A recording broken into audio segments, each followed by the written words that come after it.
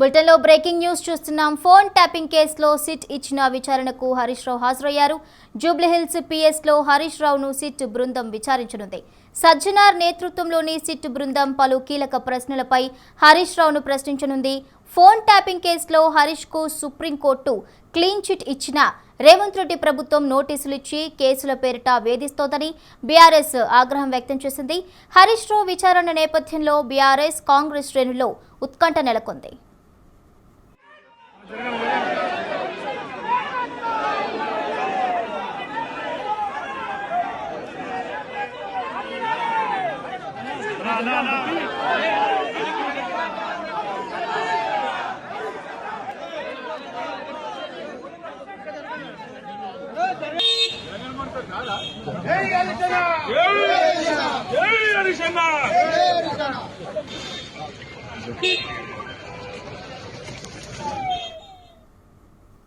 Phone tapping కేసులో SIT ఇచ్చిన విచారణకు హరీష్ రావు హాజరయ్యారు. జూబ్లీహిల్స్ పిఎస్లో హరీష్ రావును సిట్ బృందం విచారించనుంది. సజ్జనార్ నేతృత్వంలోని సిట్ బృందం పలు కీలక ప్రశ్నలపై హరీష్ రావును ప్రశ్నించనుంది. ఫోన్ ట్యాపింగ్ కేసులో హరీష్కు సుప్రీంకోర్టు క్లీన్ చిట్ ఇచ్చిన రేవంత్ రెడ్డి ప్రభుత్వం నోటీసులు ఇచ్చి కేసుల పేరిట వేధిస్తోందని బీఆర్ఎస్ ఆగ్రహం వ్యక్తం చేసింది. హరీష్ రావు విచారణ నేపథ్యంలో బీఆర్ఎస్ కాంగ్రెస్ శ్రేణుల్లో ఉత్కంఠ నెలకొంది.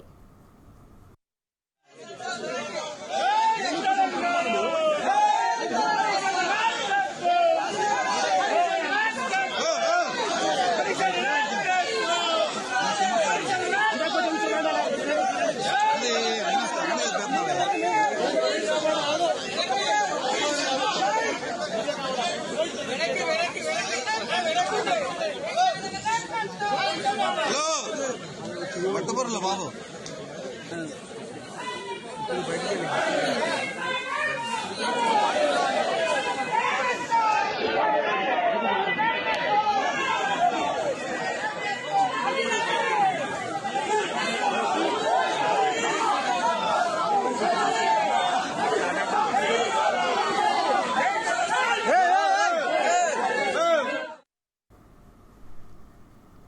ఫోన్ ట్యాపింగ్ కేసులో సిట్ ఇచ్చిన విచారణకు హరీష్ రావు హాజరయ్యారు. జూబ్లీహిల్స్ పిఎస్లో హరీష్ రావును సిట్ బృందం విచారించనుంది.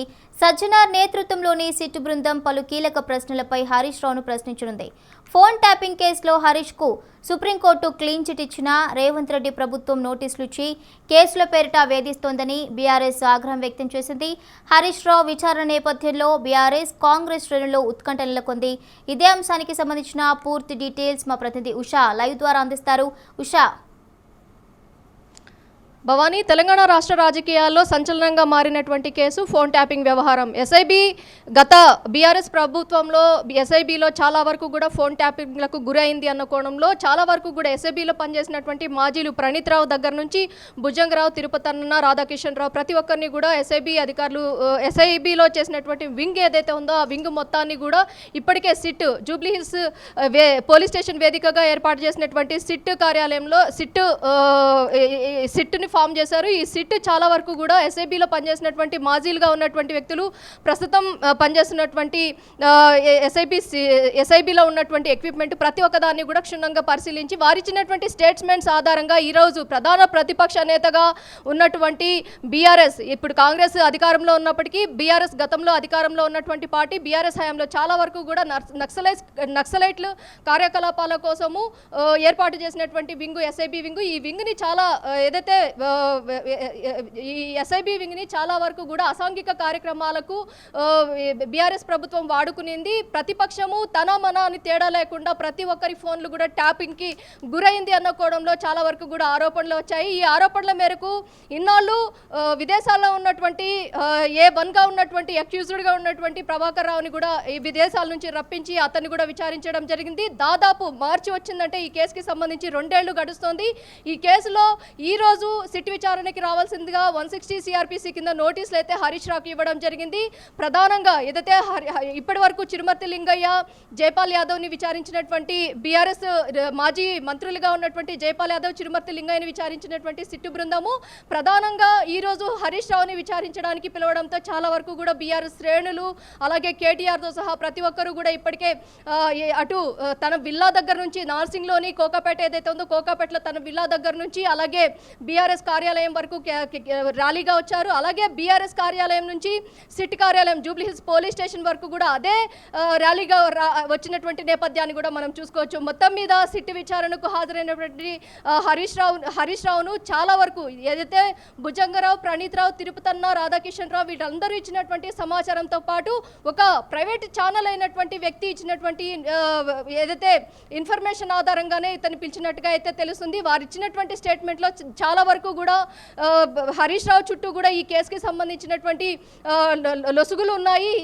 హరీష్ రావు కూడా ఇందులో కీలక పాత్ర పోషించారు అన్న కోణంలో చాలా వరకు కూడా లూప్ హోల్స్ అన్నింటినీ కూడా పోలీసులు ఇన్వెస్టిగేషన్లో భాగంగా సేకరించడం జరిగింది. ప్రధానంగా ఇప్పుడు చూసుకున్నట్టయితే సజ్జనార్ నేతృత్వంలో ఏర్పడినటువంటి సిట్టు బృందము వెంకటగిరి అలాగే విజయ్ కుమార్, రితిరాజు వీరందరి నేతృత్వంలో మరి కాసేపట్లో సిట్ విచారణ అయితే ఎదుర్కోబోతున్నారు హరీష్ రావుని చాలా వరకు కూడా ఈ కేసులకి సంబంధించి ఫోన్ ట్యాపింగ్కి సంబంధించి లేకపోతే ఇతను ఫోన్ ట్యాపింగ్కి పాల్పడిన నేపథ్యమా లేకపోతే తన ఫోన్ ట్యాపింగ్కి గురైందా ఇవి అన్ని అంశాలని కూడా క్రోడీకరిస్తూ అతన్ని ప్రశ్నించే అవకాశం ఉన్నట్టుగా అయితే తెలుస్తుంది. మొత్తం ఇది ప్రైవేట్ ఛానల్ వ్యక్తితో కుమ్మక్కై చేసినటువంటి ఫోన్ ట్యాపింగ్ వ్యవహారంలో హరీష్ రావుది కూడా కీలక పాత్ర అన్న ఒక అలిగేషన్ ఏదైతే ఉందో దానికి సంబంధించి ఖచ్చితంగా ఎక్స్ప్లెనేషన్ హరీష్ రావు ఇవ్వాల్సి ఉంటుంది.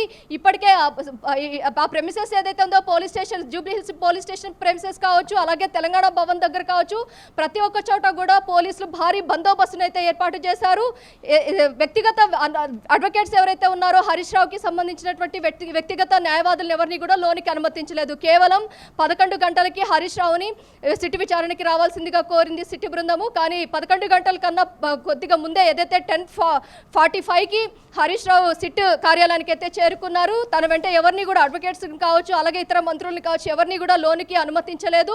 అందరూ కూడా ఏదైతే మున్సిపల్ ఎన్నికల్లో వస్తున్న నేపథ్యంలో కావాలనే కక్షపూరితంగానే రేవంత్ సర్కార్ ఈ విధంగా సిట్ విచారణ అన్న నేపథ్యంలో చేస్తోంది. ఇదంతా కూడా డైవర్షన్ పాలిటిక్స్ అన్న కోణంలో అటు ఎక్స్ వేదికగా కేటీఆర్ చేసినటువంటి ట్వీట్ కావచ్చు ఇటు ప్రతి ఒక్కరు కూడా శ్రీనివాస్ గౌడ్ కావచ్చు అలాగే చాలా మంది కూడా అక్కడికి చేరుకున్నారు. సిట్ కార్యాలయం హరీష్ రావుని ప్రశ్నించే విధానం అనంతరం సిట్ విచారణ ఎదుర్కొన్న అనంతరం హరీష్ రావు వెలుపలికి వచ్చి కూడా మాట్లాడే అవకాశం ఉంది మీడియాతో.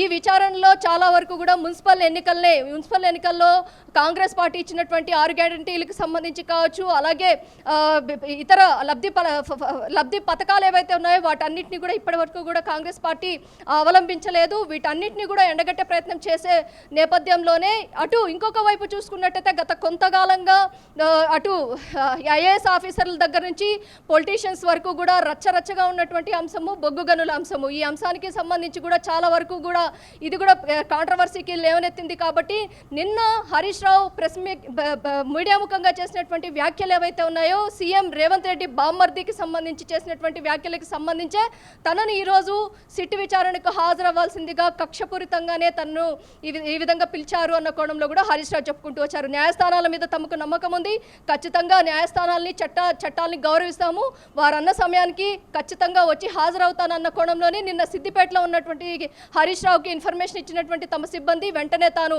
ఇవాళ ఎగ్జాక్ట్ 11 గంటల కన్నా ముందే సిట్ కార్యాలయానికి హాజరయ్యి తన ఎక్స్ప్లెనేషన్ని అలాగే అక్కడ వచ్చేటటువంటి గతంలో బీఆర్ఎస్ శ్రేణులు ఎవరెవరైతే విచారించారో వాటన్నిటినీ కూడా చాలా వరకు కూడా ఉదయం తన నివాసంలో చర్చించారు బీఆర్ఎస్ శ్రేణులతో పాటు. అనంతరం సిట్ విచారణకు హాజరయ్యారు.